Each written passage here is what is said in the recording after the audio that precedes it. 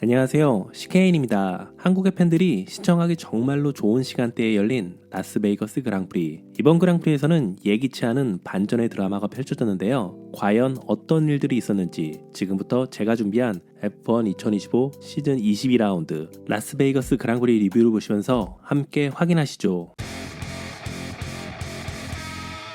2025 라스베이거스 그랑프리 퀄리파잉은 극심한 악천후 속에서 기술과 용기 그리고 운까지 모두 요구되는 혼돈의 세션이었습니다. 사막 한가운데 위치한 라스베이거스에 예기치 않게 쏟아진 비는 건조한 환경을 전제로 세워졌던 모든 팀의 전략과 드라이버들의 예상까지 완전히 뒤흔들어 놓았는데요. 덕분에 퀄리파잉 내내 드라마틱한 순간들이 연출되었습니다. 먼저 최종 퀄리파잉 순위를 살펴보겠습니다. 폴 포지션은 노리스가 차지했고 2위에는 베르스타펜이 오르며 레이스 스타트부터 치열한 접전을 예고했습니다. 3위는 라스베이거스에서 강세가 기대됐지만 이 정도까지는 예상하지 못한 윌리엄스의 사인스가 기록했고 4위는 러셀 그리고 5위는 피아스리가 차지했습니다. 그 뒤를 이어서 6위는 로슨, 7위는 알론소, 8위는 하자르, 9위는 르클레르, 마지막으로 알핀의 가슬리가 10위를 차지하며 탑10에 이름을 올렸습니다. 라스베이거스 퀄리파잉은 세션 내내 빗속에서 진행된 아주 까다로운 세션이었는데요. 프랙티스 3 이후 내리기 시작한 비가 오전 내내 계속되면서 모든 드라이버들은 초반에 풀 웨트 타이어로 출발할 수밖에 없었습니다. 특히 문제를 키운 것은 라스베이거스 스트리트 서킷의 특성이었는데요. 일반 도로에서 사용되는 차선 표시와 횡단보도 페인트가 젖은 상태에서 극도로 미끄러워지며 드라이버들이 이 선을 밟기만 해도 그립을 잃어 차가 미끄러지는 위험한 상황이 반복됐죠. Q1은 비가 가장 거세게 쏟아진 상태에서 진행됐습니다. 모든 드라이버들이 풀 웨트 타이어를 장착했고 시야 확보의 어려움과 극도로 낮은 그립 조건 속에서 여러가지 사건들이 이어지며 혼돈의 드라마가 펼쳐졌습니다. Q1은 보통 하위권 드라이버들을 걸러내는 단계로 여겨지지만 이번 라스베이거스에서만큼은 완전히 다른 양상이 펼쳐졌습니다. 변화무쌍한 젖은 트랙은 단순히 순위편을 흔드는 수준을 넘어 챔피언십 경쟁자들까지 탈락 위험에 몰릴 수 있는 살얼음판 같은 무대가 되었죠. 작은 실수 하나, 팀과의 소통 오류 하나가 그대로 세션 탈락으로 이어질 수 있는 극도의 긴장감이 Q1을 지배했습니다. 이번 Q1에서 가장 충격적인 장면은 단연 해밀턴의 최하위 탈락이었는데요. 2025 시즌 내내 부진을 겪고 있는 해밀턴에게 이번 결과는 또 하나의 뼈아픈 장면으로 남게 됐습니다. 올해가 그의 커리어에서 가장 힘든 시즌으로 남을 가능성도 점점 커지고 있습니다. 물론 아웃랩에서 볼라드가 차체에 끼고 마지막 타임 어택 때 옐로우 플래그가 뜨는 등 불운한 상황도 있었지만 역대 최고 드라이버가 Q1에서 최하위로 세션을 마감한 것은 그 자체로 충격적인 결과였습니다. Q2에 들어서자 트랙이 서서히 마르기 시작했고 타이어 선택과 타이밍이 세션의 승패를 가르는 결정적 변수가 됐습니다. 단 하나의 판단 실수로 Q3 진출이 무너질 수 있는 외줄타기 같은 상황이었죠. 그 중에 잘못된 판단으로 탈락한 대표적인 예가 랜스 스트롤인데요. 웨트 컨디션에서 좋은 모습을 보인 스트롤은 그냥 풀 웨트 타이어로 달려도 Q3 진출이 유력해 보였는데요. 그런데 스트롤과 팀은 굳이 인터미디어트 타이어로 변경을 선택하며 성공 가능성이 낮은 도박을 시도했고 결국 이 도박은 실패, 스트롤은 Q3 문턱에서 탈락했습니다. Q3는 트랙 상황이 빠르게 개선되는 속에서 진행되었습니다. 비가 줄어들고 노면이 마르면서 대부분의 드라이버들이 인터미디어트 타이어로 바꿨는데요. 결국 이 혼돈 속 퀄리파잉의 주인공은 노리스였습니다. 노리스는 과감하고도 정교한 드라이빙을 펼치며 폴 포지션을 따냈습니다. 사실 이번 라스베이거스는 맥라렌이 고전할 것으로 예상되던 서킷이었는데요. 그러나 예기치 않은 비로 세션이 완전히 웨트 컨디션으로 흘러가면서 차량 성능보다 드라이버의 순수한 역량이 결과를 가르는 무대가 되었습니다. 그런 상황에서 노리스는 뛰어난 웨트 컨디션 주행 능력을 유감없이 보여주며 결국 폴 포지션을 차지하는데 성공했습니다. 하지만 베르스타펜이 프론트 로우를 차지한 만큼 맑은 날씨에서 열릴 본 레이스에서 노리스가 이 위치를 끝까지 지켜낼 수 있을지는 미지수인데요. 게다가 잃을 게 없는 베르스타펜이 스타트부터 공격적으로 나설 가능성이 높아 레이스 초반부터 치열한 접전이 예상되는 퀄리파잉 결과였습니다. 한국 시간 일요일 오후 1시에 진행된 본 레이스. 스타트 이후 베르스타펜이 노리스를 추월하며 선두로 올라섰고 이후 내내 흔들림 없는 페이스로 우승을 거머쥐었습니다. 그 뒤를 노리스와 러셀이 각각 2위와 3위를 차지하며 포디엄을 완성했고 레이스는 무난하게 마무리되는 듯 했습니다. 하지만 진짜 드라마는 레이스가 끝난 후에 벌어졌는데요. 경기 후 터진 충격적인 사건들로 인해 이번 그랑프리는 레이스 자체보다도 레이스 이후의 전개가 더 큰 화제를 모으게 됐습니다. 먼저 레이스 전반을 살펴본 뒤 레이스 후에 어떤 드라마틱한 사건들이 이어졌는지 살펴볼 텐데요. 노리스와 베르스타펜이 프런트 로우에 나란히 선 만큼 스타트에서 어떤 장면이 펼쳐질지가 가장 큰 관심사였죠. 그리고 예상대로 레이스 초반부터 여러 사건들이 이어졌습니다. 폴 포지션에서 출발한 노리스는 출발 자체는 훌륭했습니다. 하지만 베르스타펜이 1번 코너 진입 직전 인사이드로 파고들자 노리스는 이를 막기 위해 공격적인 포지션을 선택했습니다. 하지만 1번 코너에서 실수가 나오며 라인을 벗어났고 그 사이 베르스타펜은 자신의 라인을 지켜내며 선두로 올라섰습니다. 이어 2번 코너에서는 러셀까지 노리스를 추월하며 노리스는 단숨에 3위로 밀려나는 아쉬운 출발을 맞았습니다. 사실상 여기서 오늘의 레이스는 끝났다고 해도 과언은 아닌데요.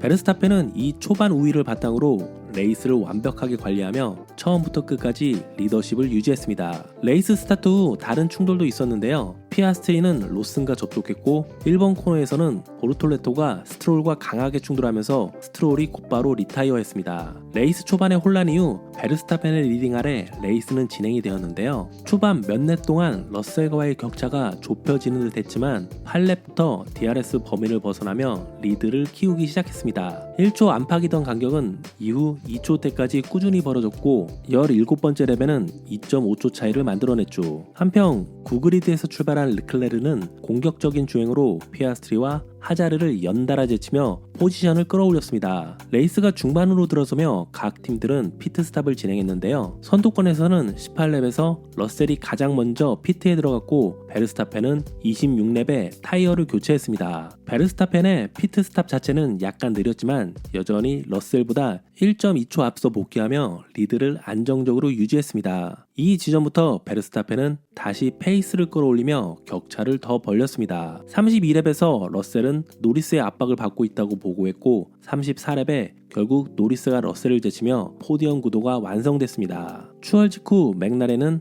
노리스에게 베르스타펜을 잡으라고 메시지를 보냈지만 노리스가 페이스를 올리려 하자 베르스타펜은 즉각 반응하며 간격을 5초 중반까지 다시 벌렸습니다. 더군다나 레이스 후반부에 노리스는 연료 관리를 위해서 마지막 3랩 동안 리프트 앤 코스트를 수행해야 했습니다. 중상위권에서는 치열한 경쟁이 이어졌는데요. 긴 직선 구간에서 스피드 부족으로 고전하던 페라리의 르클레르는 피아스트리의 추월에 애를 먹었고 메르세데스의 안토넬리는 하드 타이어로 긴 스틴트를 소화하며 맥라렌과 페라리의 압박을 버텨냈습니다. 특히 안토넬리의 타이어 관리가 인상적이었는데요. 50랩 중 48랩을 오래된 하드 타이어로 주행하면서도 피아스트리의 공격을 막아냈습니다. 결국 레이스는 베르스타펜의 우승, 노리스가 2위, 러셀이 3위를 하며 이렇게 마무리되는 듯 했는데요. 그러나 여기서 극적인 반전이 일어났습니다. 레이스 후 진행된 공식 검사에서 맥라렌의 두 드라이버, 노리스와 피아스트리가 플랭크 마모 규정 위반으로 실격 처리된 것인데요. 이로 인해 포디엄 구도는 완전히 뒤바뀌었습니다. 메르세데스의 안토넬리가 3위로 올라서며 메르세데스는 더블 포디엄이라는 예상치 못한 결과를 챙겼습니다. 4위는 페라리의 르클레르, 5위는 윌리엄스의 사인스, 6위는 레이싱불스의 하자르, 7위는 자우버의 휠켄버그, 그리고 8위는 퀄리파잉 최하위를 기록하고 츠노다의 피트레인 스타트로 인하여 19그리드에서 출발한 해밀턴이 놀라운 레이스를 선보이며 8위를 차지했습니다. 9위와 10위는 하스의 오콘과 베어만이 차지하며 팀의 더블 포인트 피니시를 안겼습니다. 결과적으로 레이스보다 레이스 이후의 판정이 더 큰 화제가 되었던 정말 예측 불가능한 라스베이거스 그랑프리였습니다. 베르스타펜은 라스베이거스 그랑프리에서 우승을 차지했지만 그의 드라이버 챔피언십 우승 가능성은 레이스가 끝난 뒤 한참 뒤에야 되살아났습니다. 맥라렌의 실격이라는 극적인 사건이 거의 꺼져가던 그의 챔피언십 불씨를 다시 살려낸 결정적인 계기가 되었죠. 노리스와 함께 프론트 로우에 선 베르스타펜은 스타트 직후 노리스가 1번 코너 진입 전에 브레이킹 포인트를 놓치며 트랙을 벗어나는 실수를 하자 그 틈을 단숨에 파고들며 선두로 올라섰습니다. 사실상 이 순간 이번 레이스의 승부는 거의 결정됐다고 해도 과언이 아닙니다. 이후 베르스타펜은 흔들림 없는 운영으로 레이스를 리드했고 결국 1위로 체커드 플래그를 받으며 우승을 차지했습니다. 하지만 그의 진정한 행운은 체커드 플래그가 아니라 검차 과정에서 찾아왔습니다. 맥라렌 두 드라이버의 실격은 베르스타펜에게 정확히 필요했던 시나리오였습니다. 이 결정 하나로 레이스 전 49점까지 벌어졌던 노리스와의 격차는 단숨에 24점으로 좁혀졌습니다. 사실상 끝났다고 여겨졌던 챔피언십 경쟁에 다시 뛰어들 수 있는 극적인 발판이 마련된 것이죠. 이제 베르스타펜이 월드 챔피언 타이틀을 차지하기 위해 해야 할 일은 명확합니다. 남은 카타르, 아부다비 두 그랑프리와 한 번의 스프린트 레이스에서 완벽한 레이스로 우승을 노려야 합니다. 물론 이 모든 것을 달성해도 운이 따라주지 않으면 쉽지 않지만 최소한 그의 우승 확률은 한 자릿수에서 두 자릿수로 올라섰습니다. 그리고 무엇보다 베르스타펜이라는 이름이 가진 무게 때문에 팬들은 반전 드라마를 기대하게 됩니다. 과연 마지막 두 그랑프리에서 최후의 반전 드라마가 펼쳐질 것인지 정말로 기대가 됩니다.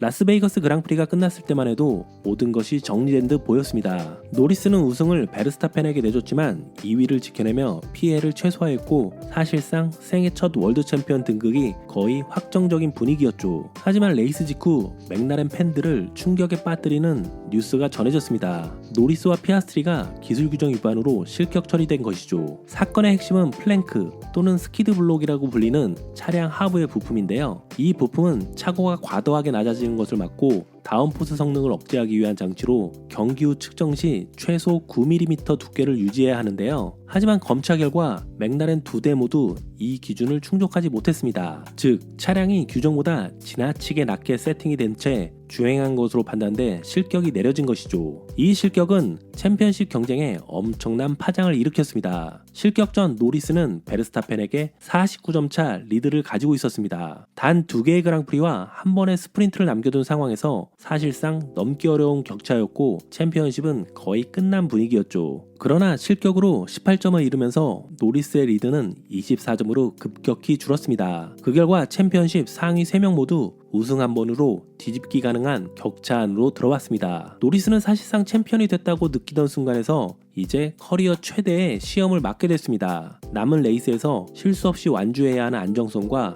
우승을 향한 공격성 사이에서 극심한 압박을 견뎌야 합니다. 피아스트리는 팀 동료와 함께 실격되며 오히려 구원받은 셈이 됐습니다. 노리스만 실격됐다면 점수차가 크게 좁혀졌겠지만 그래도 둘 다 모두 실격되며 팀 내 격차는 그대로 유지됐기 때문이죠. 이번 사태의 최대 수혜자는 바로 베르스타펜입니다. 끝난 줄 알았던 챔피언십 경쟁에 다시 불씨가 붙었죠. 아직까지 노리스가 유리하지만 남은 레이스는 어떤 변수라도 터질 수 있습니다. 이 실격으로 인해 앞으로 맥라렌의 셋업에 영향을 줄 것 같은데요. 전문가들은 맥라렌이 올 시즌 최고의 퍼포먼스를 내기 위해 차량을 규정 한계까지 낮게 세팅해왔다고 분석합니다. 하지만 이번 판정 이후에는 규정 위반 리스크를 피하기 위해 차고를 더 높게 세팅할 가능성이 매우 큰데요. 그렇다면 이는 곧 다운포스 손실 및 성능 저하로 이어질 수 있습니다. 그리고 그것은 바로 베르스타펜에게 또 다른 기회가 될 것입니다. 압박감은 최고조에 도달했고 차량의 규정 위반까지 겹치며 맥라렌은 어려운 상황을 맞이했는데요. 과연 맥라렌은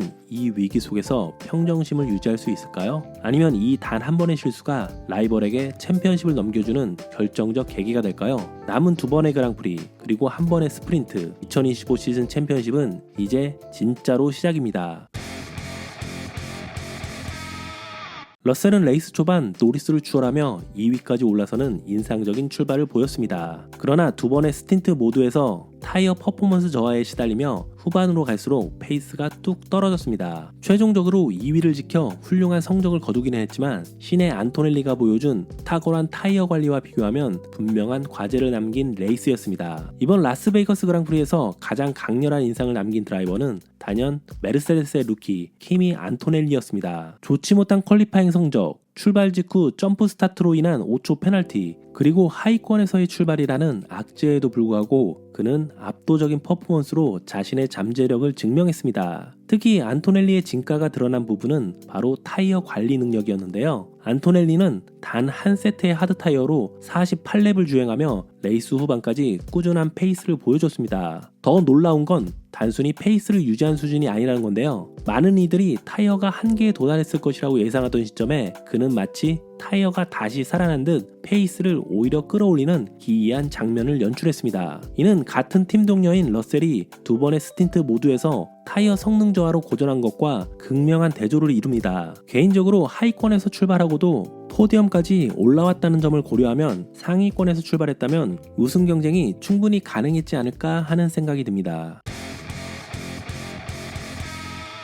르클레르에게 라스베이거스는 아쉬움 그 자체였습니다. 그는 최종 4위를 기록했지만 안토넬리와의 격차는 단 0.2초, 이 아슬아슬한 차이로 포디엄을 놓친 순간은 르클레르에게 정말로 아쉬운 결과일 것 같습니다. 해밀턴은 퀄리파잉 20위라는 최악의 출발에도 불구하고 흔들리지 않는 관록을 보여주며 최종 8위로 레이스를 마쳤습니다. 포인트 획득이 사실상 불가능해 보이던 상황에서도 꾸준히 추월하며 성과를 만들어냈는데요. 앞으로 남은 두 번의 그랑프리에서 과연 포디엄에 오를 수 있을지 관심이 가면서도 한편으로는 진심으로 응원을 하게 됩니다. 이번 라스베이거스에서 발생한 맥라렌 두 드라이버의 예기치 않은 실격 사태로 인해 남은 두 번의 그랑프리는 어느 때보다 흥미진진해질 전망입니다. 과연 이 마지막 두 경기에서 올 시즌 최고의 반전 드라마가 펼쳐질지 기대가 됩니다. 제가 오늘 준비한 영상은 여기까지고요. 저는 다음 카타르 그랑프리 서킷 소개 및 프리뷰 영상으로 다시 찾아뵙겠습니다. 시청해주셔서 감사합니다.